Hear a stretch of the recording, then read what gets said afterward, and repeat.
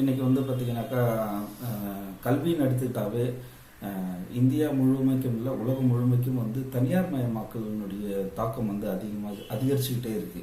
அதில் குறிப்பாக இந்தியா மாதிரியான நாடுகளில், வளர்ந்து வரும் இந்தியா மாதிரியான நாடுகளில் கல்வி என்பது ஒரு வியாபார நிறுவனமாகவே வந்து இன்னை வரைக்கும் செயல்பட்டு இருக்கு.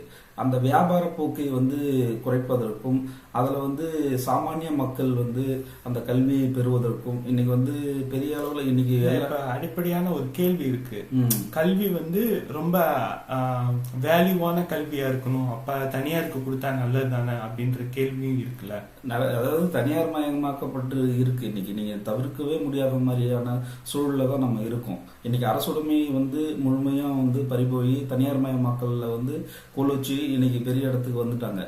அதை வந்து மானிட்டரைசிங் பண்றதுக்காக தான் தனியார் கல்லூரிகள்ல, பள்ளிகள்ல, குறிப்பாக தனியார் பள்ளிகளில் வந்து படிப்பதற்கு ஏழை எளியவர்களுக்கு வந்து சீட்டு கிடைக்கணுன்றதுக்காக 2009 வந்து ஆர்டிஇன்னு ஒரு செக்ஷன் வந்து கொண்டு வராங்க, ரைட் டு எஜுகேஷன். அது வந்து பார்த்தீங்கன்னாக்கா ஆரம்ப கல்வி முதல் 8ஆம் வகுப்பு வரை அடிப்படை கல்விக்கு வந்து தனியார் கல்லூரி நிர்வாகம் வந்து தனியார் கல்லூரிகள் வந்து தனியார் பள்ளிகள் வந்து பார்த்தீங்கன்னாக்கா இலவச கல்வி வந்து கட்டாய கல்வி வந்து கொடுக்கணுன்றது இந்தியன் கான்ஸ்டியூஷனுடைய ஒரு ரூல் கொண்டு வந்திருந்தாங்க. அந்த ஆக்ட்